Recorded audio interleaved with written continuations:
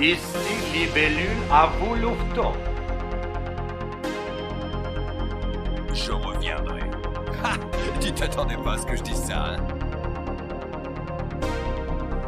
Ah, c'est pas banal, ça. J'aime pas trop les voleurs et les fils de pute. Le suspect fait dans les 1m90, il est châtain et c'est un gigantesque enfant de pute. T'es un marrant, je t'aime bien. C'est pour ça que je te tuerai le dernier. Tu es chez moi, là, c'est la fête, tu viens me menacer? Alors Tais-toi, Raymond. Les pétounes de Constantine et les pétounes de Paris, vous êtes plus les mêmes. Murdoch, je vais revenir et j'aurai votre peau.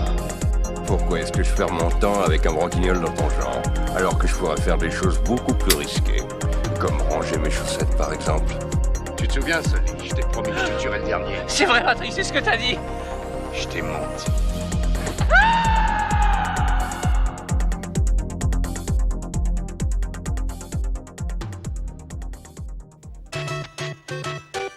Et connais-tu les deux frères plombiers, héros pas zéro dans les jeux vidéo. Bizarre, bizarre, tout paraît bizarre chez les plombiers. Quand ils réparent les fuites, ils partent dans les tuyaux.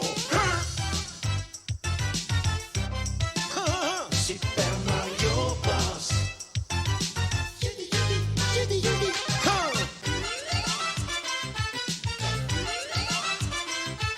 Les Super Mario Bros. Et bonjour, bonsoir, bienvenue dans Entre deux, une pastille de Ciné Chill. Je suis Mesgo et je suis accompagné de mon fidèle acolyte Chico. Comment vas-tu, Chico ? Salut à tous, ça va très bien. La forme, et toi ? Bah écoute, ça va. Les choses commencent à reprendre forme dans ma vie, voilà, pour faire un petit aparté, donc voilà, bah, ça va. En ce moment, on va pas se mentir. Alors du coup, pour ce petit entre-deux, pour cette petite émission du jour, 2022, une grande année qui va nous donner le retour d'une grande star à l'écran. J'ai nommé Super Mario Bros. Qui revient cette année avec un film d'animation. On a le Sonic 2 qui sort dans quelques jours maintenant. Dans 20 jours. Voilà, c'est ça, le 30 mars. On espère avoir sorti le, le podcast avant D'ici quand là. même. Hein. Pour info, nous sommes le 10. Hein, on enregistre ça un petit peu en avance. Et du coup, pour revenir sur comment dire, la carrière de ces deux icônes du jeu vidéo au cinéma, eh ben, on a décidé de vous parler de leurs premières adaptations filmiques à l'une comme à l'autre des licences. Donc nous allons vous parler de Super Mario Bros, le film de 1993, et de Sonic, le film de 2020. Le hérisson. Bien sûr, le hérisson, et non le pangolin. C'est méchant. Donc voilà, pour vous la présenter vraiment très très bref, parce que bon, je suppose que si vous écoutez ce podcast et si vous écoutez même des podcasts, on va dire, qui mêlent cinéma et pop culture, vous devez forcément connaître Sonic et Mario. Mais du coup, je vais vous les présenter très très très rapidement hein, dans le monde du jeu vidéo. Mario. La mascotte historique de Nintendo qui est apparue en 1981 dans le jeu vidéo Donkey Kong sous le nom de Jumpman, parce que c'était son unique caractéristique, il sautait, il n'avait pas encore de nom. Il devient officiellement Mario en 1982 pour la suite de Donkey Kong, le jeu Donkey Kong Junior. Et une fois le personnage créé, il va y avoir un jeu vidéo créé sur ce personnage, quelle surprise, Super Mario Bros, qui, avec 40 millions d'exemplaires vendus, est aujourd'hui le 5e jeu le plus vendu de l'histoire du jeu vidéo. Donc ça vous pose un bonhomme, un petit plombier italien, paf, 40 millions d'exemplaires, première version du jeu, un grand hit, un grand classique que j'ai retourné un peu dans tous les sens. Merci Mario All-Star sur Super Nintendo. Sonic, lui, mascotte historique de Sega, mais ça n'a pas été la première, parce que la première mascotte de Sega était Alex Kidd. J'en sais quelque chose. J'ai eu une Master System quand j'étais enfant, le jeu était dans la cartouche. Hein. Il a eu la version. Voilà. Mais du coup, Alex Kidd, ça n'a pas trop pris hein, chez Sega comme mascotte, donc ils sont très vite arrivés à l'idée de créer une nouvelle mascotte. Et du coup, les premiers croquis ont été faits en 96. Et le premier jeu, 86. 96, 86, oui, excusez-moi. Sinon, c'était après le Oui, jeu bah, qu'ils l'ont sorti. voilà, après les multiples tentatives. Ah non, en fait, c'était un gros carré qui se baladait. On fera le design plus tard. Mais du coup, voilà. C'est en 90 que sort la première version de Sonic, du coup, sur Master System, elle aussi. Mais ça a surtout été la grosse mascotte de la Mega Drive. Hein, La bonne vieille Mega Drive. Voilà. Et du coup, bah, toi, Chico, on va commencer tranquillement avant de s'attaquer aux deux films. Toi, est-ce que tu as un rapport particulier avec l'un, l'autre, voire les deux personnages dont on va parler ce soir? Et ben moi j'ai découvert ces deux personnages lors de la vision des deux films récemment. Non, c'est une J'en avais blague. jamais entendu parler. Voilà, je connais pas Mario et Sonic. Non, j'ai découvert Mario. J'avais une Super Nintendo quand j'étais petit. La Super Nintendo. C'est ça. Donc c'était Super Mario World que j'ai. Le 2 principalement, je dirais. Super Mario World 2 Ouais. avec Yoshi. Ouais, Ah, avec c'était Yoshi. génial. Celui-là, je crois que je l'ai écumé pendant normal. pas mal d'années. Et le Mario Kart aussi. Évidemment. Après, j'ai découvert Mario sur la NES. Jumpman aussi, du coup. Avec Donkey Kong, du coup. Donkey Kong. Et Sonic, donc j'avais pas de Sega. Moi, j'étais plutôt Nintendo, du coup. Oh, j'étais très Nintendo aussi. Hein. J'ai eu une Sega dans ma vie. C'était la Master System, quoi. Donc Sonic, j'y jouais plutôt chez un pote qui avait la Mega Drive. Le fameux et- copain qui avait la Mega Drive. On c'est l'aimait ça. tous. Soit t'avais de toute façon la Nintendo, soit t'avais une Sega, quoi. C'est ça, bah, au moins ça permettait de se Ou réunir. sinon t'avais pas de chance et ton papa avait acheté une Atari avant et du coup il ne voulait pas acheter une autre Petite console. pensée à tous les gens qui ont eu une Jaguar, une Atari Lynx. Il en faut. Et donc Sonic, sinon après j'y ai joué sur Dreamcast aussi. J'avais testé. J'ai joué à la Saturn, mais j'ai pas joué à un Sonic sur Saturn. Mais c'est parce qu'il n'y a pas de Sonic sur Saturn en fait. Il y en a En même pas. temps, c'est un peu l'anecdote mémorable que tu peux avoir. J'ai joué sur la Saturn. Personne n'en avait, mais Et moi j'en ai une, hein. J'en ai une, elle est juste à côté là. Monsieur a les moyens. Ah, on se fait des petits plaisirs maintenant que les consoles valent plus aussi cher, on va C'est dire. ça. Et donc voilà, le film en lui-même. Attends, lequel Super Mario, parce Ouais, que Sonic, évidemment. beaucoup plus récent. Le film, je l'avais vu il y a pas mal de temps à la télé, TF1, M6, je sais pas, tu vois, sûrement fin des années 90. Ah ouais, c'était Canal. Et voilà quoi. C'est un peu ma confrontation avec ces deux héros de jeux vidéo. Ok. Bah moi du coup, c'est pareil, hein, comme je l'ai un peu dit, hein, c'est les jeux sur console. J'ai eu une Master System avec Alex Kidd. Donc du coup, j'ai pas mal rodé à Alex Kidd, mais quand Sonic est arrivé, du coup, on est passé un petit peu aussi chez Sonic pour aller récolter quelques anneaux. Mais un peu plus tard, mon père m'a offert une Super Nintendo avec Donc, Mario je suis All revenu Stars. dans les pièces. Ah bah attends, Mario All Stars avec tous les Mario qui étaient sortis sur la NES en fait, quoi. Le premier, le Ouais, 2, celui-là. le 3, les Lost Levels. Enfin voilà, j'ai vraiment passé énormément de temps avec Mario qui... clairement, moi, si j'avais un choix à faire à l'époque dans la cour de l'école, moi j'étais clairement de la team Nintendo. Hein. Moi j'étais team moustachu déjà. Et du coup, Mario World, le premier Mario World a vraiment essayé de trouver toutes les sorties alternatives des niveaux. J'y ai passé des heures. Mes parents essayaient de me convaincre d'aller sortir jouer avec les gosses du quartier. Non, moi ça m'intéressait pas. Je préférais rester dans mon salon à jouer à la console à Mario. C'était quand même plus non, cool.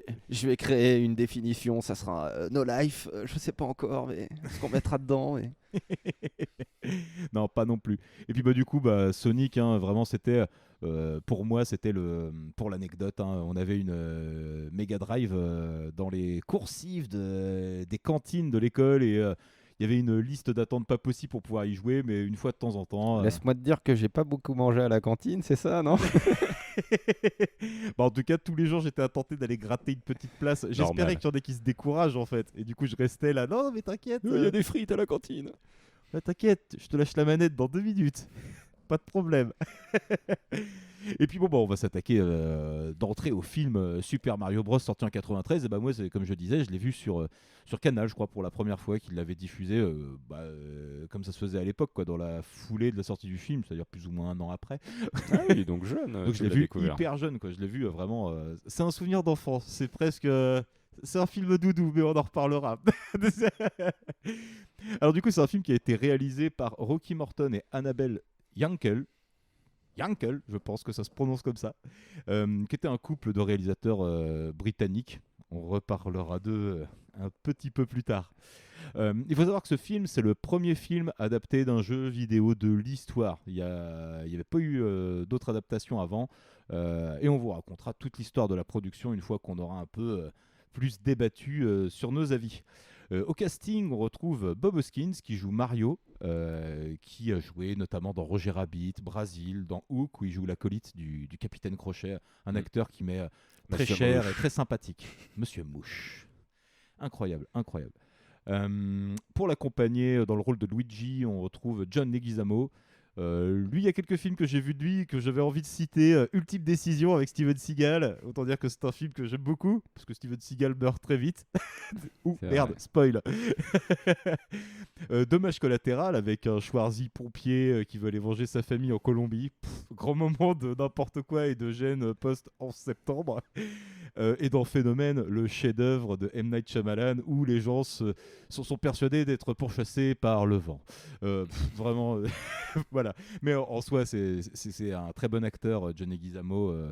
Bon, peut-être que ce film, c'est pas le meilleur moyen de le prouver, mais bon, bref. Dans le rôle du méchant, on retrouve Dennis Hopper, qui joue donc Koopa. Et Dennis Hopper, il faut savoir que c'est entre autres le réalisateur de Easy Rider, et qu'il a joué dans Massacre à la tronçonneuse 2, la suite du film culte, et dans Speed. On en reparlera un petit peu plus tard, je pense. Mais il joue le méchant aussi dans Speed. Dans le rôle de la princesse Daisy, on retrouve Samantha Mathis, qui malheureusement n'a pas fait grand-chose de mémorable à la suite de ce film. Voilà.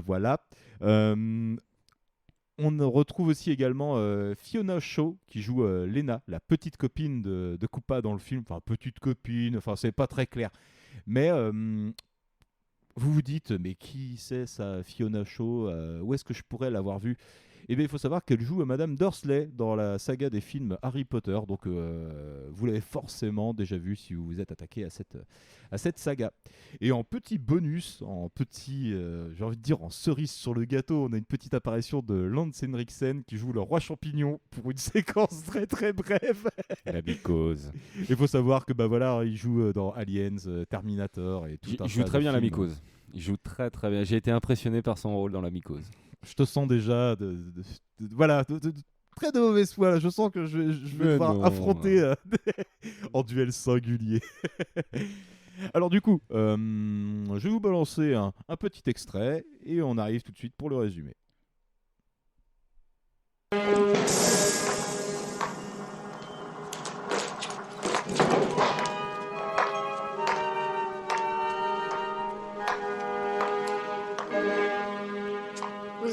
Vous êtes là pour nous aider? Oh que non. Et non, moi je ne suis pas là pour vous aider. Un peu comme la méchante du film, et comme tout ce film n'est pas là pour nous aider à nous défendre, putain. Donc en gros, l'histoire commence dans des temps immémoriaux, l'époque des dinosaures. En gros, on nous explique que les dinosaures peuplaient la Terre jusqu'à ce qu'une comète vienne s'écraser sur Terre, et que cette comète, en s'écrasant, a créé un univers parallèle qui a séparé les primates des dinosaures, et ils ont évolué chacun de leur côté dans des univers parallèles. Voilà, la situation est posée. Il y a deux univers. Un univers avec des humains, un univers avec des dinosaures. Et il y a un portail qui est ouvert entre les deux dimensions qui peut s'ouvrir grâce à un petit fragment de cette météorite qui est possédé par la famille royale du royaume, on va dire du royaume champignon, hein, comme ça on va pas perdre trop de temps. On se retrouve moultes années plus tard, dans les années 90, où une femme, tiens bizarre, elle ressemble beaucoup à l'actrice qui va jouer Daisy ensuite. Est-ce qu'on aurait dû faire des économies déjà sur un rôle? Je ne sais pas. Enfin bref, cette dame dépose devant une église un œuf, duquel sort un humain, Voilà, très très bizarre. Et encore quelques années plus tard, on est dans New York, dans Brooklyn plus exactement, et on retrouve... On n'avait pas les moyens. Voilà, c'est bon. On retrouve nos deux sympathiques amis, Mario et Luigi, qui sont deux plombiers qui ont l'air d'être un petit peu en galère pour trouver du boulot. Ils font face à la société de Monsieur Scapelli, qui en gros leur vole tout leur chantier. Ils sont dans une galère pas possible. Et sur un des chantiers gérés par Scapelli, la jeune Daisy, étudiante en architecture, a découvert des fossiles de dinosaures, des ossements. Et du coup, le site est protégé. Et du coup, Scapelli ne peut plus faire ses affaires, le pauvre Scapelli. Et par chance, par hasard, on va dire, elle tombe sur Mario et Luigi, qui s'entichent d'elle, surtout Luigi, qui commence à être un petit peu plus ou moins amoureux de Daisy. Et en parallèle, on voit que cette Daisy, elle est poursuivie par deux mecs qui la suivent un petit peu partout. Et on se rend compte qu'il y a des enlèvements de femmes sur New York. Et on se doute que ces deux gars veulent l'enlever. Mais l'enlever pour l'amener où ? La suite du film vous le dira, parce qu'on va peut-être pas vous raconter tout le film non plus. Mais voilà, c'était pour vous mettre dans l'ambiance. Daisy finit par se faire enlever. Et on se retrouve donc dans le royaume champignon, qui est dirigé d'une main de fer par Koopa. Koopa qui est un dinosaure.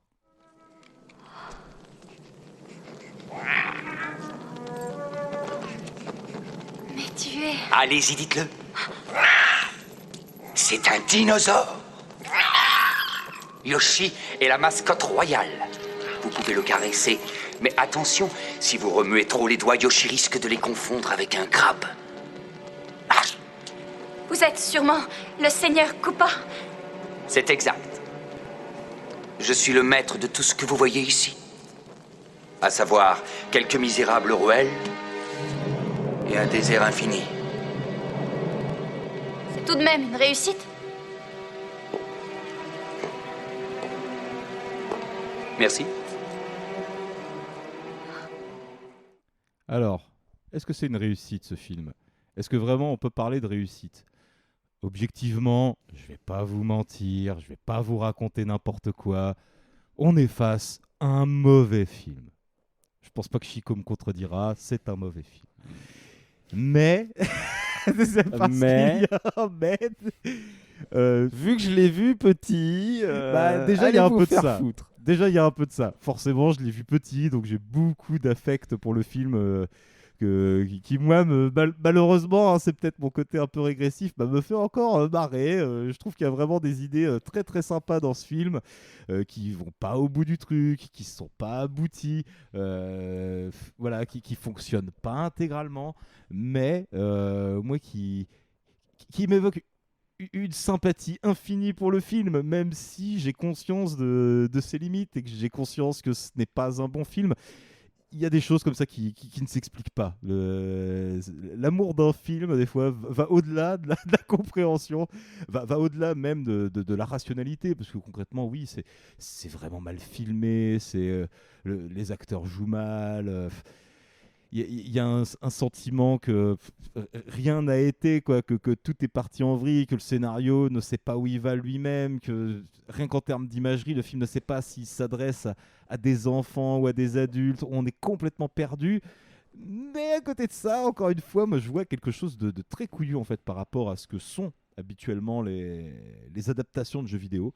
C'est qu'ils ont décidé vraiment d'adapter le jeu vidéo. Ils se sont pas contentés de faire une bête repompe de Mario, un truc très coloré, très jovial, très joli, plein de douceur. Là non, on se retrouve vraiment face à quelque chose de crado, quoi, de malsain presque. Il y a des dinosaures, il y a une mycose qui est là tout le temps en fait pour symboliser les champignons.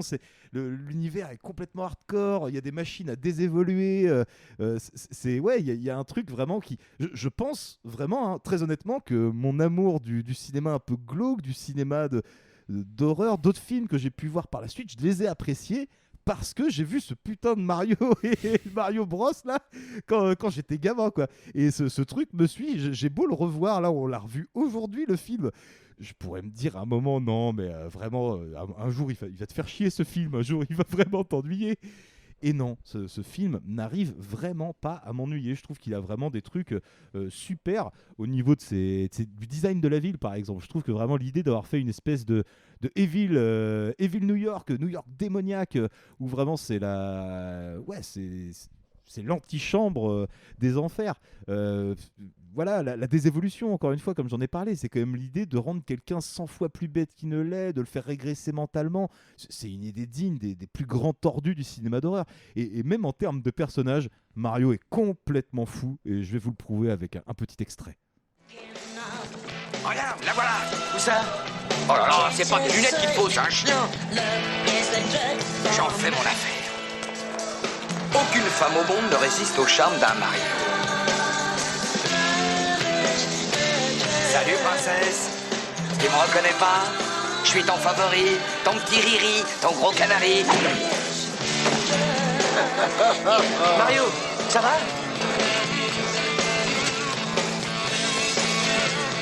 Elle est timide, c'est pas grave.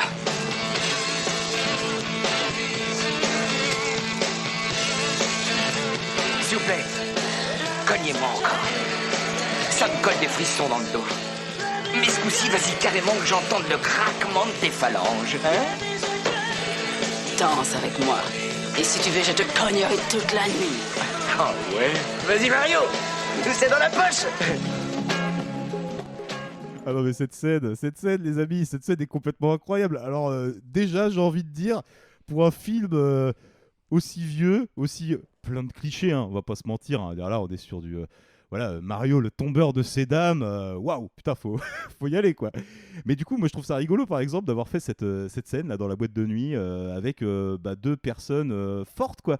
De personnes costauds. On voit très très rarement ça dans les films. C'est un couple multiracial, chose qu'on n'a quasiment pas vue à l'époque.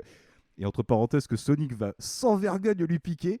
Voilà quoi. Mario, il a quelques qualités quand même à faire valoir au milieu d'un océan de médiocrité. Ça, je peux que l'admettre. Les espèces de gars qui veulent enlever Daisy, qui ont déjà enlevé la moitié des gonzesses de New York parce qu'ils sont pas foutus de reconnaître la personne qu'ils doivent enlever.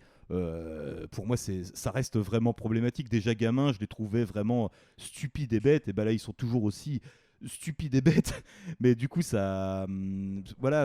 pour moi, ça me pourrit pas le film. Après, je peux comprendre que pour d'autres personnes, ce soit un peu plus compliqué. Mais moi, je retiens de ce film une citation incroyable et je vais vous la partager maintenant. Mes outils et enlève-toi ces monotes. Attends, tiens ça. Mario! Quoi? Attrape ta ceinture. Fais confiance à la mycose. La mycose. Mais oui, faites confiance à la mycose, redonnez une petite chance à Mario Bros le film. Vraiment, moi, c'est tout ce que j'ai à vous dire. La Maintenant, mycose. Je sais que voilà, le désengage en règle j'ai va attendu commencer. Silencieusement. Voilà. Il a été patient, il m'a écouté débiter tous mes trucs. Je vais te laisser la parole, Chico. Alors, et promis, je te coupe pas. Déjà, non, tu peux me couper, y a pas de souci. Déjà, l'extrait que tu as mis avant avec... Sado Mario voilà, Mario dans la boîte de nuit.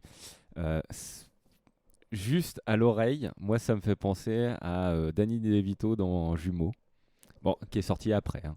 Oui, bon, ok. Mais voilà, c'est Bob Hopkins. Alors le fait qu'il soit doublé par la même personne que Danny DeVito, qu'il a un peu le même physique aussi, donc ça me plaît plutôt bien, ça me fait rire.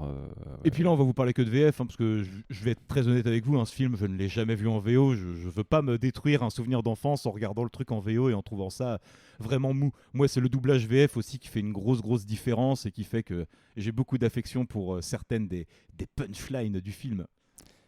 Donc du coup, Danny DeVito, qu'aurait dû normalement jouer dans le rôle, hein, il y avait pensé, mais il a refusé. Quand j'ai appris ça, j'étais assez mort de rire. Vas-y, fais-moi rire. En fait, ils ont pris donc Bob Hopkins, hein, mais Dustin Hoffman aurait pu jouer. Mais du coup, il a été refusé par la production parce merci, que s'il vous plaît. un peu trop acteur cérébral d'après la production. Donc Sans pour jouer dans déconner. le rôle. Luigi, ça aurait pu être Tom Hanks. Putain, ça par contre, ça aurait été génial. Ça aurait été parfait. Et en fait, il a été écarté parce qu'à l'époque, il était un peu dans le dur, Tom Hanks. Merde. Genre, il a été écarté, quoi. C'est la production qui l'a écarté. Et Koopa. Aïe aïe aïe, je crains le pire. Arnold Schwarzenegger. Ah. Qui lui a préféré en fait Last Action Hero. Bon, voilà. On va dire qu'il a bien fait. Mais en même temps, je suis en train d'imaginer le film avec Schwarzenegger à la place de Denis Hopper, mais sans... Et avant de prendre Denis Hopper, ils avaient pensé sinon à Michael Keaton. Ouais, qui lui a dû refuser. Et qui a refusé. Il y a également Kevin Costner qui a refusé. Ouais, bon, bah, en même temps, je les imagine beaucoup moins bien dans le rôle, en vérité. Donc déjà, non mais le mec. tu dis juste Dustin Hoffman, Tom Hanks, Schwarzenegger ou Keaton, tu dis mais là déjà que c'est vraiment pas mal. Hein, en fait, Hoskins, le truc, c'est que c'était quand même une grosse prod. Et Hopper. Hein. C'était une grosse prod, mine de rien, parce qu'il faut savoir que il y a deux mecs en fait qui ont produit le film. Ces deux personnes, ce sont Roland Joffé, qui était un réalisateur qui a décidé de passer à la production et qui s'est associé à Jack Herberts, un producteur canadien qui a fait ses débuts sur Les Chariots de Feu en 1981, mais qui a ensuite travaillé sur Le Nom de la Rose, Danse avec les loups et La Cité de la Joie, qui dans mon souvenir est quand même un très bon film, et il avait déjà travaillé justement avec Roland Joffé sur ce film-là. Et donc ce duo, ils se sont associés pour acheter les droits de Mario à Nintendo, ou en tout cas ils ont convaincu Nintendo de leur céder les droits pour pouvoir faire un film dessus. Une démarche qui n'existait pas à l'époque en fait. C'est ce que j'ai lu, c'est qu'ils sont allés voir justement le mec qui a créé Mario là, et le mec est Shigeru Miyamoto. Voilà, un des mecs qui est resté en fait une quinzaine de jours à Tokyo, et il est reparti avec le contrat, la signature. Avec un droit de regard bien entendu de Nintendo, mais voilà, et c'est parti. Production quand même Disney. Alors, tu vois, je Comme parle Starship Troopers. Je parle de tout ça. Pour le moment, j'ai pas encore donné mon avis sur le film, mais parce que tout ça a un lien, hein, bien entendu. C'est moi ce que j'en vois de ce film-là, c'est tu prends quand même des bons acteurs, tu prends du Mario, tu arrives à prendre les droits. On est quand même dans les premiers films de jeux vidéo, d'adaptation. Et tu mets tout ça entre les mains de Disney.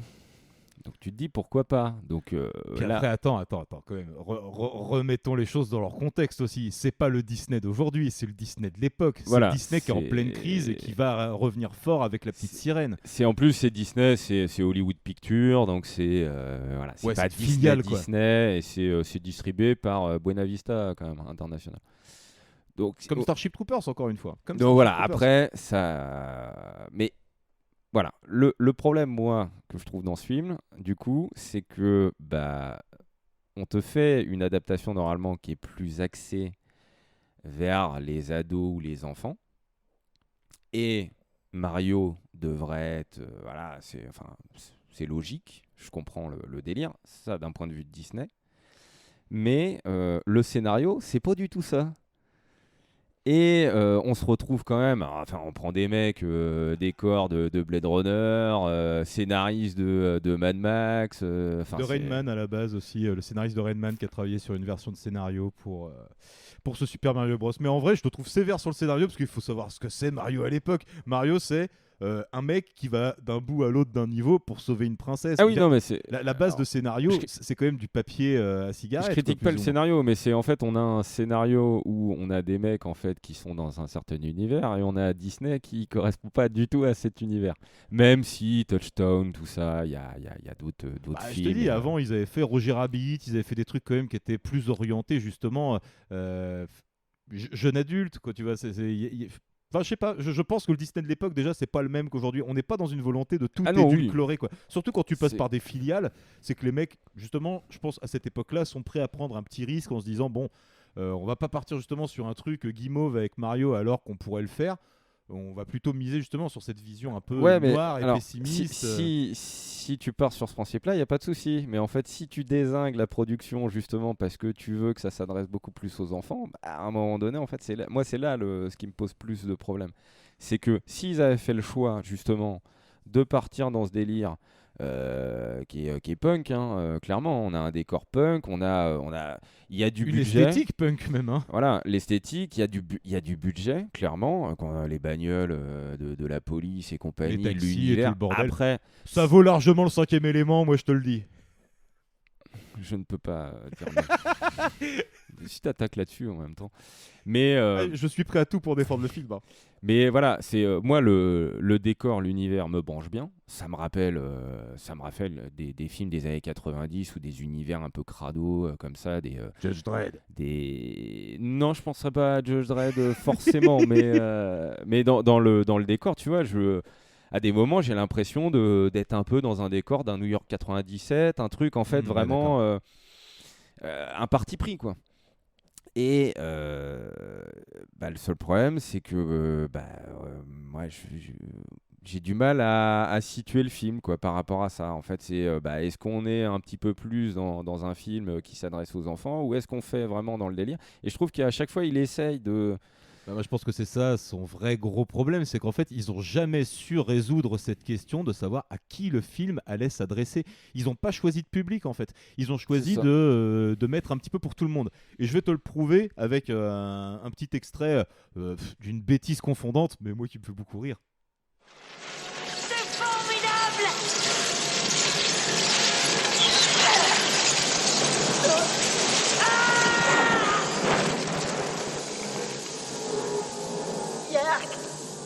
On peut dire qu'elle laisse sa marque sur le monde, hein? Je comprends maintenant. Je suis la seule maîtresse de la force. Allez, viens. Voilà, la seule maîtresse de la force. Voilà, ce genre de réplique, c'est clairement un truc. Voilà, on veut rallier un peu à la fois des trucs de gamin, quoi. Ouais, on est dans ce délire justement. Ouais, mais je découvre que j'ai des pouvoirs incroyables et tout. Alors que non, elle a pas. Le seul truc qu'elle peut faire en fait, c'est unifier éventuellement les deux mondes si elle fout son petit bout de météorite dans la grosse. Voilà, c'est pas aidé par le fait que malheureusement la pauvre actrice qui joue ça, elle a pas grand chose à jouer. Le petit bout de météorite et la grosse, c'est pas une allusion sexuelle, hein, c'est vraiment un petit bout de météorite. Non, vraiment, en plus, les mecs ils ont la météorite, en fait elle s'est écrasée, elle a fait poup, elle est restée ancrée dans le sol. Le passage. Bref. Mais ce film est con, mais ce film justement ne sait pas choisir, a jamais choisi, et je pense que son contexte de production a dû beaucoup aider. On va en reparler vite fait, je pense, un petit peu après. C'est ça, c'est après. Donc bon, il y a des trucs où on s'aperçoit assez rapidement que ça cloche un petit peu. Voilà. Maintenant, au niveau de l'esthétique, certains partis pris, moi ça me dérange pas. Sur les acteurs, Dennis Hopper, le mec qui a fait Easy Rider, qui est un chef-d'œuvre pour moi, le mec que j'adore dans Waterworld. Après voilà, c'est moi aussi. Plaisir coupable, on vient de chier dessus avec Mario et par contre Waterworld, là ça marche. Hein. Ouais, mais c'est l'homme poisson, c'est normal. Les plombiers. Mais ouais, Dennis Hopper, moi j'ai un peu de mal par moment.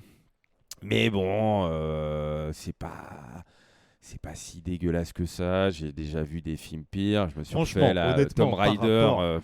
Par rapport à la réputation qui se trimballe, concrètement, Chico, tu peux pas me dire que parmi toutes, tu vois, tu parlais de Tomb Raider, mais tous les films adaptés de jeux vidéo adaptés, hein. Je parle pas des films qui parlent de jeux vidéo, qui ont le jeu vidéo pour thématique ou je sais pas quoi, mais à 2 ou 3 exceptions près, des détectives Pikachu, des trucs comme ça, vraiment. Prince of Persia, Hitman. Ouais, non, ça c'est de la merde, désolé. Et en plus, ça n'a aucune identité. Non, mais voilà. Mario, sa grosse force, c'est qu'il a, pour moi, malgré lui peut-être, hein, mais il a une identité claire. Il a quelque chose que tu revois dans aucun autre film en termes d'esthétique. C'est dans les films vite fait là, que j'ai pris là, pour situer un petit peu Super Mario. T'as quand même du Double Dragon en 94. Qui est nul. Street Fighter en 95. Qui est très nul. Mortal Kombat en 95. Bon, ça c'est bien. T'as du Lara Croft en 2001. 0. Resident Evil en 2002. Je trouve que ça peut aller un nanar encore. Acceptable. Doom en 2005. Nanar acceptable voilà. aussi. Ouais, mais nanar. Mais après, voilà. On n'est pas sur un film. On est sur un nanar. Ou alors nanar volontaire. faut voir aussi après. Ah, je sais pas, Mais, Big Fucking Gun, The Rock. T'as du Alone in the Dark, du Hitman, du Max Payne, Prince of Persia, Need for Speed, Assassin's Creed, Warcraft. Enfin, tous ces films-là, il y en a vraiment aucun qui m'a marqué. Je veux dire, et donc, alors que par exemple, tu prends Existence, qui parle de jeux vidéo. Alors après, ouais, sur des films excellents qui traitent de jeux vidéo, t'as des trucs qui sont pas trop mal. C'est là que je voulais en venir, c'est qu'en fait, les adaptations stricto sensu de jeux vidéo, ça casse quand même pas 3 pattes à un canard. Existence, c'est très cool et il parle pas d'un jeu vidéo existant. War Games est très cool et il parle pas d'un jeu vidéo existant. Contre-inverse total, Free Guy. Oui, mais ça, Free Guy, c'est bon, pareil, après, c'est un parti pris, il fait ce que le truc, tout ça, ça fait le boulot, il y a des gens qui aiment, il n'y a pas de souci. Mais enfin, on n'est pas sur un film, il y a du budget, c'est clair, mais c'est pas mémorable, quoi. Non, puis c'est lisse, quoi. Encore une fois, c'est lisse. Moi, mon grand problème avec ces films-là, c'est qu'ils sont souvent très lisses dans l'esthétique et tout, et on va pouvoir en reparler avec le film d'après. Moi, je trouve que le principal défaut des films de jeux vidéo, c'est qu'ils sont lisses. Pour 2-3 petites anomalies, comme tu parlais du Resident Evil, tu parlais de Doom, je t'en rajoute éventuellement House of the Dead qui est un turbo nanar et qui du coup grâce à ça devient mémorable. Le reste, mais c'est des films aussi vite vus, aussi vite oubliés. Street Fighter, le film, waouh, dans le genre on essaie de tout faire rentrer au chausse-pied, c'est tendu quoi. Et en plus pourtant je suis quelqu'un qui défend Super Mario, les trucs rentrés au chausse-pied, je sais ce que c'est quoi. Mais Street Fighter c'est au-dessus de tout. Enfin, non, à un moment, je pense qu'on est sur sur des films qui sont souvent très paresseux, quoi, qui veulent juste contenter une fanbase et qui, en faisant ça, ne la contentent même pas spécialement parce que ça donne des films, comme je disais, y a des oubliables, films, quoi. Ça marche, mais c'est pas trop ça, mais ça marche quand même après box-office, je parle. Et il y a d'autres films où ça marche pas du tout parce que ça a pas pris. C'est... Après, moi, c'est ce que je trouve dommage dans Super Mario, c'est que y a une esthétique qui me plaît quand même si, bon, voilà, après, c'est une esthétique qui a vieilli et compagnie. Il y a un scénario qui est une vraie adaptation, hein. On part sur un délire où on se dit pas à l'époque déjà, tiens, on va se mettre un peu d'effets spéciaux, en veux-tu, en voilà, et on fait un truc un peu claqué du cul. Là, on essaye de partir sur une adaptation avec des partis pris. La mycose. Bon, alors après, la mycose, moi, ça me fait penser à la pub. Je suis le champignon sous les orteils. Voilà quoi. Mais sinon, enfin, c'est crado à souhait. Et d'un côté, c'est là où est le problème. C'est que si ça s'adresse à des enfants, moi, demain, le montrer à des enfants de 8 ans, je sais pas. C'est pas traumatisant, mais pas du tout même. C'est un peu crado quoi. Donc ouais.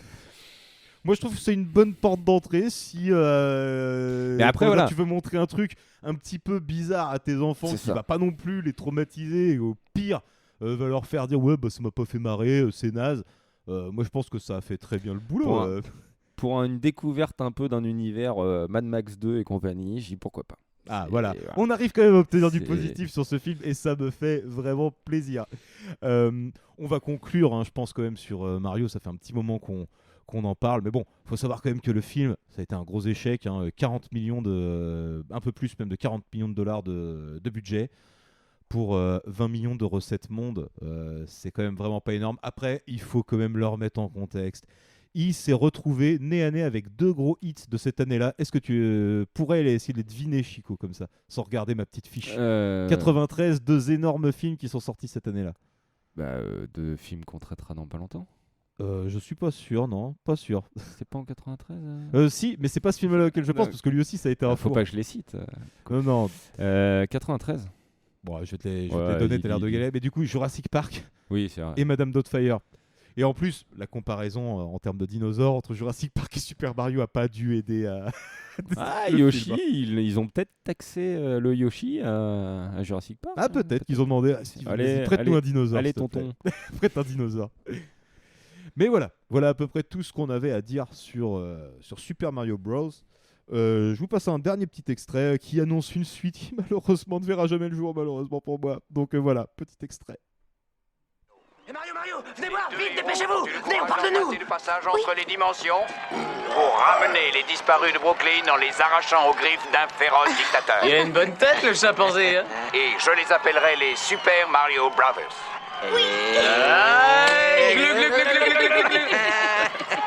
C'est ouvert! Luigi, Mario! Daisy! J'ai besoin de vous, il faut venir avec moi! Pourquoi? Qu'est-ce qu'il y a? Vous ne croirez jamais si je vous le dis. Moi, je le crois. Ah bon? Tout est possible.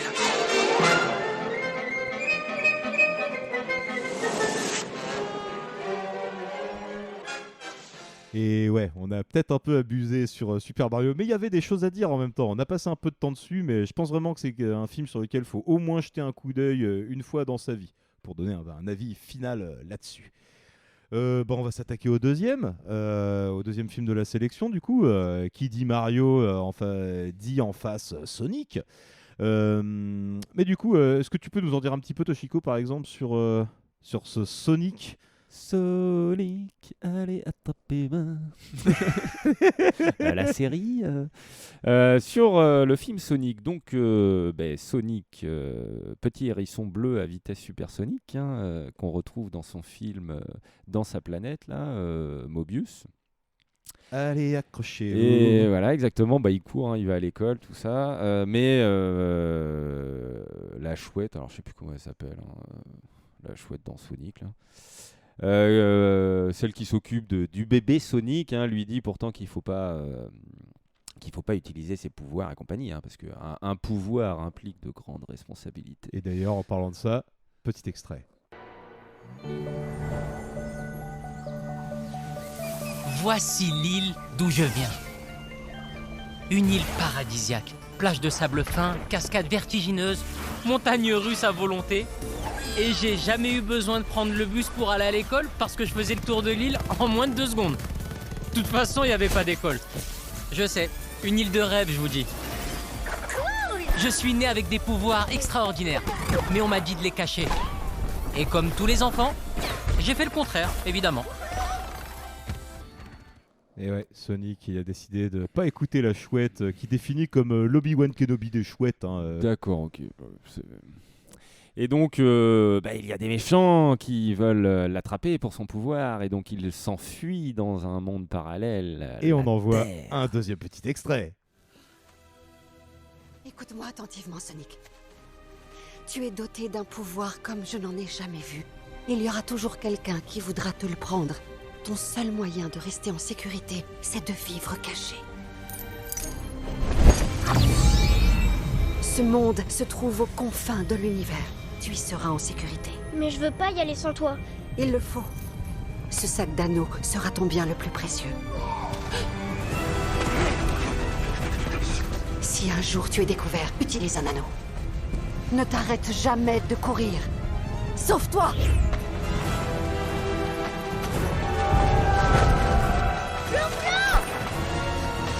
Adieu, Sonic. Non!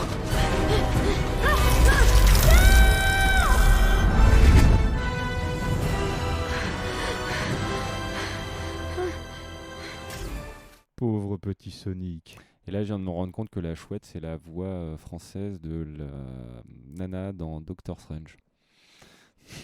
Alors là, tu me parles de choses dont je n'ai absolument pas connaissance.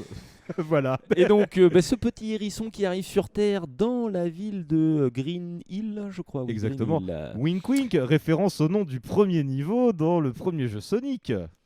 Et donc, il arrive, il est jeune, et on va le retrouver 10 ans après, je crois, dans cette petite ville. Et il est tout seul. Mais il se crée des amis, pas imaginaires pour le coup, mais il joue sans se montrer. Donc, il joue avec un flic, avec son radar. Le roi des donuts. Le roi des donuts, comme il le nomme. Et le vieux fou qui s'appelle... Oh, je sais plus comment s'appelle le vieux fou, mais il a vu le démon bleu. Le démon bleu. C'est ça, c'est... J'ai pas noté son nom malheureusement à lui. Ah, je l'ai pas non plus. Bon, tant pis, c'est pas grave. Le vieux Ralph. Et donc, Sonic vit sa petite vie tranquille, tout ça. Et à un moment donné, voilà, moment de tristesse. Le petit Sonic, il est quand même un peu tout seul. Il aimerait tellement jouer avec des amis et compagnie, jouer au baseball, tout ça. Et donc... ce petit bonhomme frustré, ce petit hérisson frustré avec une vitesse hypersonique, va décider en fait de courir et en gros il va faire une énorme explosion électromagnétique. Hein. C'est ça, et ça plaît pas trop aux militaires.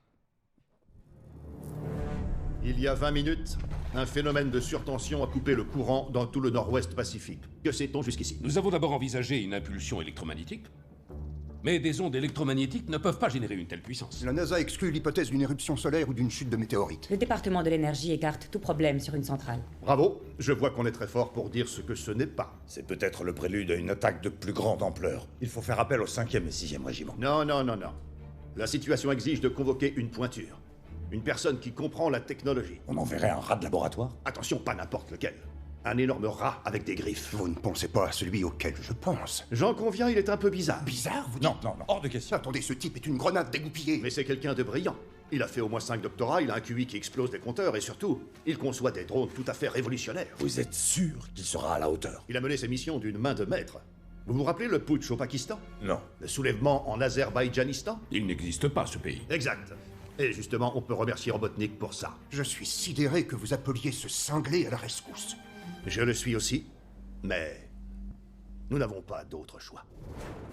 Et oui, du coup, comme d'hab, les États-Unis, la bonne grosse réponse qu'ils donnent à un problème donné, c'est envoyer un taré faire la guerre, quoi. On appelle le Elon Musk de l'univers Sonic. J'ai nommé Dr. Robotnik. C'est vous le chef? Oui, non. C'est moi le chef! Le commandant Benny! C'est moi le chef. J'imagine que c'est du chinois pour vous. Ça dit que je suis la crème de la crème dans un monde de yaourt à 0%. Explication de texte. Sur une échelle établissant les degrés d'importance entre individus, la disparité entre nous deux est si vaste qu'on ne peut la quantifier. Agent Rock. Le docteur vous trouve primaire. Je vais lancer une opération balayage dans un rayon de 15 km.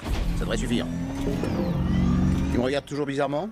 Oui, je le crains. Qu'il arrête ou je dévoile l'historique de son ordi? Si vous persistez à regarder le docteur, il va dévoiler l'historique de votre... Je ne suis pas sourd. Dis-lui que maintenant ces hommes sont sous mes ordres et blablabla, blablabla, blablabla. Je vous demande pardon. Vous n'avez pas l'air de vous rendre compte. Désolé, commandant. C'est quoi votre petit nom déjà? Benny. Tout le monde s'en tape! Tout le monde s'en tape. Écoutez, commandant, tout le monde s'en tape. Vous savez pourquoi tout le monde s'en tape de qui vous êtes? Mais parce que tout le monde s'en tape de vos minables faits de guerre. Tout le monde s'en tape de la fierté de votre maman, toute contente que son fiston ne lise plus de bouquins de maternelle. Il a fini le petit monde de Charlotte. Attention, je spoil. Elle meurt à la fin. Mais elle laisse à Wilbur un super gros sac d'œufs. Ah, mes bébés. Oh, regardez ce qui sort de mon sac d'œufs. Ce que j'adore dans les machines, c'est qu'elles font ce qu'on leur dit. Elles suivent ce qu'on a programmé. Elles ne partent pas en vacances pour se bourrer la gueule et faire des petits tours en bateau. Et vous faites ce qu'on vous dit. Vous allez vous poster au bord de votre bêtise abyssale. Et vous admirez mes machines accomplir votre mission. Oui, parce que voilà, le grand ennemi de Sonic dans tous les jeux, c'est le Dr. Robotnik. Et Robotnik, là, il est joué par Jim Carrey. Et en gros, pour faire simple, Robotnik va se mettre à la poursuite de Sonic, qui est devenu copain avec le flic, et on va suivre leurs aventures. Un buddy movies avec Sonic en équipier. Voilà. Et l'équipier de Sonic, on va parler de lui, c'est James Marsden, qui a notamment joué un rôle très important, lui aussi, dans la pop culture. Il joue dans les X-Men et il joue Cyclope. Ah oui, c'est vrai. À la fois dans la trilogie d'origine et dans X-Men Days of Future Past, il me semble. Il est présent. Et il joue aussi également dans The Box, un film que j'aime beaucoup et que je vous recommande. Il joue l'agent Tom Wachowski. Peut-être que c'est un nom que vous connaissez, les Wachowski, hein? C'est subtil, ça, quand même. Pour jouer sa femme, on retrouve Tika Sumpter, qui n'a rien fait de très notable, si je ne m'abuse. Il me semble que j'ai rien vu de très très intéressant. Et elle joue donc sa femme, Maddie Wachowski, car ils sont mariés. Et pour tenir le rôle titre de Sonic, ils ont appelé Ben Schwartz, qui joue dans Parks and Rec, qui est une série, je ne sais pas si vous connaissez, c'est par les créateurs qui ont fait The Office. Ça se passe dans un service municipal, dans une petite mairie des États-Unis. Et il joue dans cette série le rôle de Jean Ralphio, un mec complètement insupportable. Et je trouve que c'est bien vu d'avoir pris ce mec-là pour jouer Sonic. Parce que il symbolise vraiment toute l'irritabilité que peut symboliser le gars dans Parks and Recs notamment. Et ce qui fait que quelque part je suis obligé de dire que au final le casting de Bentala pour faire sa voix française ils ont au moins été dans l'esprit de ce qui a été fait aux États-Unis, bien que je suis pas un grand fanatique du monsieur, c'est peu dire. Malik. Oui, le Malik Bentala. Déjà, ce film, j'ai envie de dire, il s'adresse plutôt aux enfants. Voire même très clairement aux enfants. Donc, Malik Bentala, c'est plutôt cohérent, j'ai envie de dire, dans le doublage. Les blagues qu'il peut faire, tout ça. C'est des blagues qui vont assez vite. Hein. En VO ou en VF, en gros, tu perds pas l'essence du film. Hein. Non, clairement pas. Après, on sent la motivation à parler de ce film. Je sens que t'as vraiment pas du tout été emballé. C'est pas que je suis pas emballé, mais en fait, ce film, il s'adresse pas à moi, clairement. Ouais, je pense que c'est aussi ça le truc. C'est un film où il n'y a pas de parti pris, il n'y a pas de choix véritablement. Tous les ingrédients sont là pour que ça soit un film en fait qui marche au box-office, auprès des enfants ou de gens qui n'attendent pas forcément grand-chose d'un film à part un divertissement où tu peux te marrer 2-3 minutes. Moi, je me suis pas marré. Moi non plus. J'ai souri. Voilà, Jim Carrey fait du Jim Carrey. En fait, il s'amuse, quoi. Tu sens que le mec est là, il prend son petit chèque de 15 millions de dollars et puis il vient faire le con et ça marche plutôt bien. Mais après... Par contre, le coup de vieux qu'il a pris, ça fait un peu mal, quoi. Tu te dis, waouh, ah ouais, le temps passe quand même. Là, d'un coup, tu sens que le mec, il est beaucoup plus marqué, en fait, que le souvenir qu'on peut avoir de lui dans des films comme The Mask, les Ace Ventura, même un Man to the Moon ou Eternal Sunshine. Là, waouh, c'est sûr. Là, franchement, il fait le taf, ok, mais il fait juste le taf, quoi. C'est tout. Je trouve qu'il n'y a pas. Mais en même temps, qu'est-ce qu'on peut demander plus en fait à ce film-là, que ça soit dans le scénario ou même dans le jeu des acteurs, j'ai envie de dire, pas forcément plus, quoi. Non, tu vois, moi j'ai fait une petite, je me suis fait une petite liste de points positifs, points négatifs. Tu vas me dire si tu es assez d'accord avec ça. Je vais commencer par le négatif parce que mine de rien, je vais quand même être, on va dire, de bonne humeur. Je viens de parler de Super Mario, donc je vais être sympa avec le film. Donc du coup, ce que j'ai noté de négatif, c'est que voilà, comme un Super Mario, hein, le scénario est basique de chez basique, quoi. C'est on va d'un point A à un point B, c'est un jeu de plateforme, donc on te fait un scénario de plateforme en fait aussi avec. Ça c'est un petit peu dommage de ne pas avoir cherché à adapter plus que ça, mais en même temps, voilà, le film ne se veut pas être autre chose qu'un produit de divertissement, donc bon, c'est dur de lui en vouloir là-dessus. Dans les défauts notables, on est quand même pas loin de 40 ans après Roger Rabbit. Là, clairement, Sonic et son collègue de scène, là, James Marsden, là, ils communiquent jamais vraiment ensemble. Il n'y a aucune interaction qui se crée entre eux pendant tout le film, quoi. T'as vraiment là, tu sens vraiment qu'il a parlé à un fond vert, que voilà, il savait pas, le mec il s'est jamais regardé.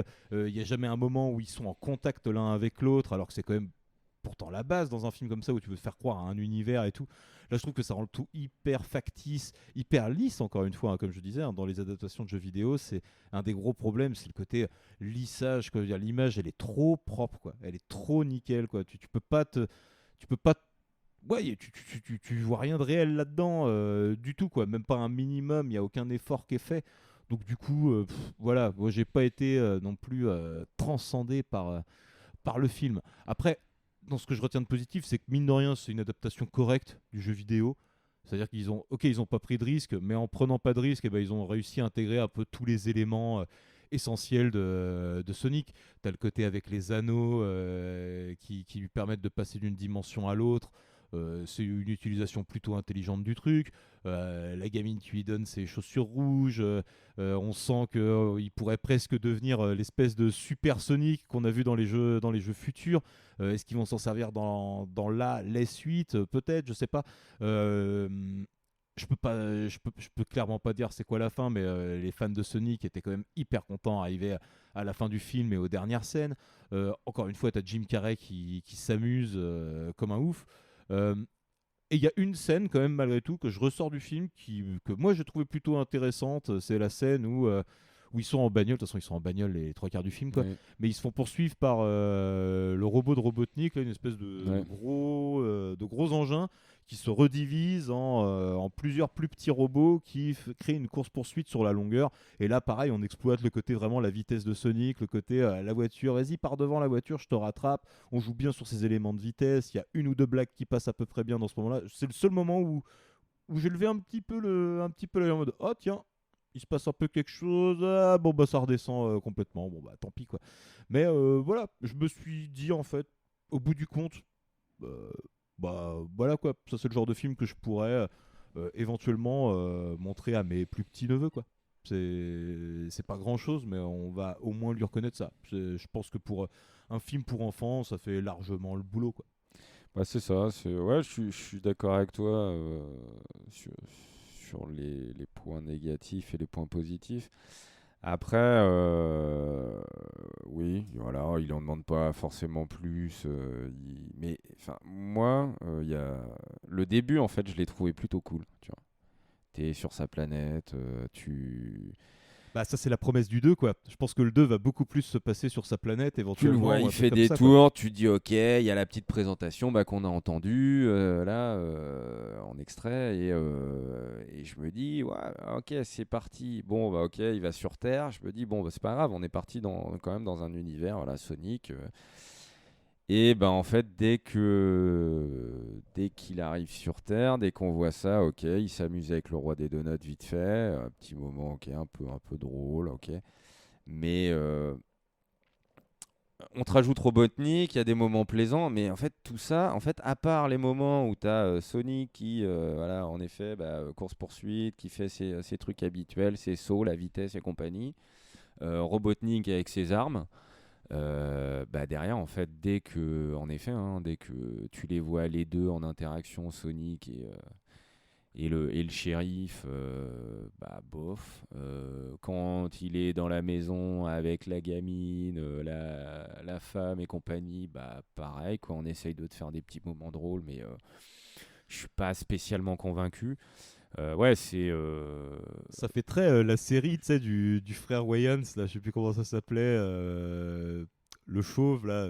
Ah oui, ma famille d'abord. Ma famille d'abord. Moi, je trouve que c'est un peu c'est un peu le même genre de registre de blague et du coup, tu sais, c'est de la blague family friendly quoi. Ça fait rire papa, maman, les gamins dans la salle de cinéma et puis c'est ça. Voilà. En fait, ouais, j'en aurais attendu peut-être plus à outrance, tu vois, limite. Ouais, carrément. Ouais. Et là, moi, j'aurais été servi parce que je me serais dit, en fait, au pire, même si le scénario, il est pas extraordinaire, même si, voilà, bon, les acteurs, à des moments, c'est un peu limite et compagnie, mais il y en a qui s'en sortent un petit peu. Ça aurait été le parti pris du, voilà, ok, on fait du Sonic, mais on y va un peu à outrance et compagnie. Bon, les choix on en fait un, on fait le premier, peut-être qu'on en fera un deuxième. Voilà, ça fait aussi des choix sur le scénario. En fait, moi, je reste carrément sur ma fin, du début à la fin du film. En fait, je vois le début du film et je me dis après, ok, on est passé dans un buddy movies qui me plaît pas forcément. On est sur des rails, quoi. Il y a pas de surprise, tout avance, tu sais où ça va, tu sais comment ça va se terminer. Et puis après, voilà, c'est un peu du téléphoné, la compassion du hérisson qui n'a pas d'amis, et ci et ça, et bla. Ouais, en fait, voilà, truc, encore une fois, pour les enfants, voilà, ok, je comprends, mais en fait, c'est... c'est superficiel, hein. Ouais, c'est dur, très superficiel. Ça, on est complètement d'accord là-dessus. Mais je lui reconnais le fait que son public ciblé, voilà, c'était les enfants, et puis il en donne ce qu'il faut aux enfants. Écoute-moi, mon vieux. Maintenant, il va falloir qu'on parle. T'es qui? Ou t'es quoi, plutôt? Je suis un hérisson, il me semble que ça se voit bien quand même. Et j'ai de super gros ennuis. Ah, et moi, j'en ai pas, peut-être? Je viens de frapper un allumé qui bosse pour le gouvernement. Tu veux que je te raconte mes problèmes? J'ai perdu mon sac d'anneaux. Ton sac de quoi? Mais de quoi tu me parles? Je t'explique. Les anneaux, pour toutes les civilisations avancées, servent à voyager d'un monde à l'autre. Le truc, c'est que mes anneaux sont quelque part sur une tour pointue que j'ai vue sur le t-shirt moulant que tu portais tout à l'heure. Alors je voudrais que tu m'emmènes à San Francisco pour que je puisse les récupérer et les utiliser pour aller sur la planète Champignon. La planète Champignon? C'est ça. Bien sûr. Bon, on va s'attaquer rapidement aux chiffres, à la prod et compagnie autour du film. Faut savoir que c'est le premier film live action avec Sonic, mais c'est un projet qui date depuis très très très longtemps. Faut savoir qu'en 96, déjà, il y a eu une tentative de faire un film qui se serait rapproché en termes d'esthétique de ce qu'ils avaient fait pour Casper. Donc, bon... Le gentil fantôme que j'ai vu au cinéma. Moi aussi, je l'ai vu au cinéma et je pense que c'est un film qu'il faut que je ne revoie jamais. Je l'ai revu il y a quelques années. C'est un film qui est pour un public d'enfants. Voilà, c'est ça. Faut garder des souvenirs des fois. J'ai revu Jumanji aussi, ça m'a pas fait du bien. Non. Mais après, voilà, c'est des questions de sensibilité. Et donc, du coup, voilà, premier live action tenté en 96, échec. Enfin, ça a été... un parcours du combattant un peu pour faire un film Sonic. Par contre, en 96, il me semble qu'il y a un film animé qui est sorti sur le hérisson bleu. Il y a eu pas mal de séries télé, notamment celle du générique Sonic, allez, accrochez-vous. Voilà, Sonic le Rebelle, Sonic X, enfin il y en a eu un sacré paquet. Et je précise que Sonic X, ce n'est pas la version pornographique de Sonic, hein. Soyons sérieux. Sa première apparition au cinéma dans un film live, eh bien c'est dans Wayne's World, mais c'est pas une apparition directe de Sonic, hein. Il n'y a pas Sonic personnellement dans Wayne's World, mais à un moment le patron de la grosse chaîne de télé fait une espèce de spot publicitaire et dans l'arrière-plan on peut voir un niveau de Sonic 1 ou 2, je ne sais plus exactement lequel c'est. Mais voilà, première apparition pour Sonic au cinéma, c'est ici. Et une deuxième fois, pareil, il apparaît, mais de manière un peu détournée, hein, comme pour l'autre. Il apparaît dans la course aux jouets, au moment de la grande parade de fin, avec beaucoup de cosplay de personnages de pop culture. On peut apercevoir un mec déguisé en Sonic, une mascotte quelque part. Et voilà, Sonic comme Mario, c'est des séries qui ont été adaptées sur des milliers de supports, dont, comme on l'a dit, les séries animées et les comics. Donc voilà, c'est quand même une série qui n'a pas eu besoin de faire un film pour très très bien se vendre, malgré la décrépitude de Sega et la fin de vente de consoles avec la Dreamcast, hein, justement, trop en avance sur son temps, malheureusement. En ce qui concerne le film donc a 95 millions de budget, 95 millions de dollars, dont 15 uniquement pour Jim Carrey, comme je l'ai dit un petit peu plus tôt, et le film en rapporte 300 dans le monde, ce qui fait que là, le 30 mars, on va avoir droit à une suite Sonic 2 qui arrive très très très prochainement. Petit clin d'œil à mon ami Denis Hopper qui est dans les deux films. Eh oui, monsieur, dans les deux films, parce qu'il joue le méchant dans Super Mario Bros. Mais à un moment dans le film, Sonic observe par la fenêtre du commissaire et à l'intérieur, ils sont en train de regarder Speed avec Denis Hopper. Et du coup, il est dans les deux films. Donc, clin d'œil ou pas clin d'œil, moi j'aurais tendance à dire clin d'œil, vu le nombre de fois où ils font référence au monde des champignons. Ah, c'est nul, c'est tout poisseux, le monde des champignons. Ah. Et du coup, en parlant de monde de champignons, avant de vous faire vraiment la petite histoire de comment se sont déroulés les événements de production de ce film, un petit extrait avec Jim Carrey.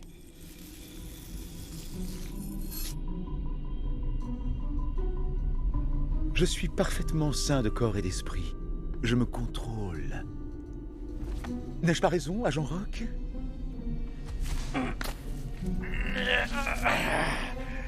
Si tu allais prendre un peu d'avance, je t'envoie en reconnaissance Agent reconnaissance. LOL, BTDR. Pourquoi tu rigoles pas, toi? Voilà le topo.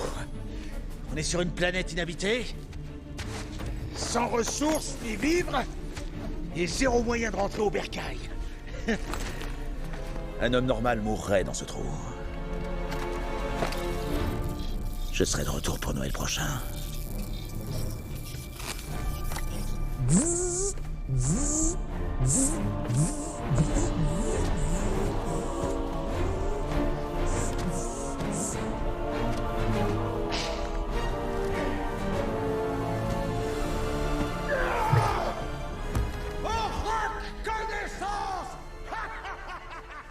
Et donc du coup, l'histoire de ce film live Sonic est née en 2013 lorsque Sony a acquis les droits de distribution d'un film avec Sonic. Donc du coup les gars ont travaillé et se disent qu'ils vont essayer de faire un film mêlant animation et prise de vue réelle, comme le film qu'on a eu du coup. En 2016, le PDG de Sega annonce que le film sortira en 2018 et qu'il sera réalisé par Jeff Fowler, qui est un réalisateur débutant, parce que Sonic est son premier vrai film pour le cinéma. Il fait donc ses grands débuts de réalisateur pour ce film. Et il faut savoir qu'il sera aussi, évidemment, réalisateur de Sonic 2, tant qu'à faire. On garde les bons Yes Man pour faire des films sans poser trop de questions. Il n'a pas trop posé de problème à la production. Non, apparemment, parce que faut savoir que Sony décide de passer le flambeau. Ils n'ont pas les moyens ou plus l'envie de produire ce film Sonic. Et c'est la Paramount qui récupère les droits en 2017. Et du coup, le film est décalé, forcément. Il est annoncé en 2018 que le film sortira en 2019. Mais, parce que là, il y a un gros mais, ils ont eu la bonne idée de sortir une première bande-annonce avec un Sonic design qui n'est pas du tout le design final que vous avez eu sur ce film. Et du coup, ça a provoqué un gros mouvement de colère par rapport au physique du hérisson. Le réalisateur s'est d'emblée excusé et a annoncé qu'ils allaient retravailler le design du hérisson pour qu'il ressemble plus à ce qu'il est dans les jeux. Et du coup, finalement, la production est encore retardée et le film finit par sortir en février 2020 aux États-Unis. Parcours du combattant pour ce Sonic, mais au final, en dehors de tout ça, la production même du film ne sera pas problématique du tout. Il n'y a rien qui ressort de particulier, si ce n'est que... Comme le film. Ça, c'est salaud. La seule petite information, on va dire plutôt intéressante que j'ai réussi à trouver, c'est que à la base, ils avaient pensé à Paul Rudd pour jouer le rôle du commissaire Wachowski. Ça aurait pu être une bonne idée, sachant que Paul Rudd est un acteur qui est quand même infiniment plus reconnaissable et je pense plus adapté à un film comme ça enfantin, surtout en face d'un autre acteur qui est dans un registre comique. Pour ceux qui ne voient pas qui c'est celui qui joue Ant-Man. Exactement, c'est Ant-Man, mais aussi magnifique acteur dans Halloween 6. Le mec place ses films aussi. Oui, bien sûr, je place... non, Halloween 6, c'est de la merde. Faut quand même pas déconner. On en discutera une prochaine. Oui, cool, on fera la saga. Voilà. Et donc, du coup, aucun problème particulier à relever. Le film est un succès. Et là, on arrive très bientôt justement à ce fameux Sonic 2. Est-ce que tu iras le voir, Chico, Sonic 2 ? Alors, peut-être pas, on verra. Mais surtout, ce que j'ai envie de dire, c'est que quand on entend ce que dit Jim Carrey dans le dernier extrait, on se dit qu'ils ont vraiment des problèmes de date de sortie. Parce que je serai de retour pour Noël prochain. Et ben non, en mars. C'est vrai. Ah, bien vu, j'y avais pas du tout pensé, mais ouais, en effet, je pense qu'il y a mais ils essayaient de teaser les mecs. Ouais. Attendez, venez le voir, parce que si c'est un succès, on en fera un 2. Et un Super Mario en animation, ça tirait c'est ce qui va sortir. C'est ce qui va sortir normalement cette année. On n'a pas encore de date officielle. Alors là, il faut envoyer du pâté. J'ai envie de dire, s'il n'y a pas de Mycose et compagnie, ok, mais on envoie du design. Et Et après, en acteur, bah non, animé, donc oui, mais on aura doublage. juste les voix. Donc, Doublage. Et il sera doublé par Star-Lord, apparemment, Mario. Donc bon, on verra. Bien voir. On verra. Bah, on verra. Et puis on peut peut-être déjà prendre date pour une mini-capsule entre deux où on parlera de Sonic 2 et du film Mario. Qu'en penses-tu? Ah oui. On prend Donc voilà, rendez-vous. je pense que rendez-vous est pris. Oui, je prends un mini oui pour allez, on y va. Donc on y va. Allez. Une fois que les deux films seront sortis et qu'on les aura vus, on vous fera une petite capsule d'entre-deux sur ces deux films. Et en attendant, vu qu'on a à peu près tout dit sur les deux films et que ça fait quand même déjà un petit moment qu'on cause, on va vous laisser là. On va vous souhaiter une bonne fin de journée, de soirée, selon le moment où vous écoutez ce podcast. On vous dit à très bientôt pour un nouvel entre-deux, pour éventuellement un nouveau dossier Ciné Chill. On vous dit à très vite. Bonne soirée Chico, à très vite. Bonne soirée à tous. Salut. Salut.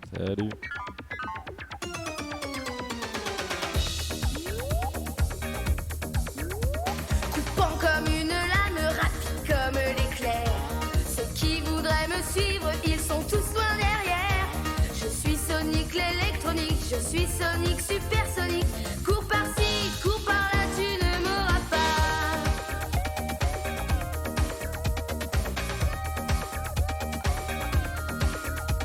J'ai la pêche et j'entraîne ceux qui sont dans mon camp.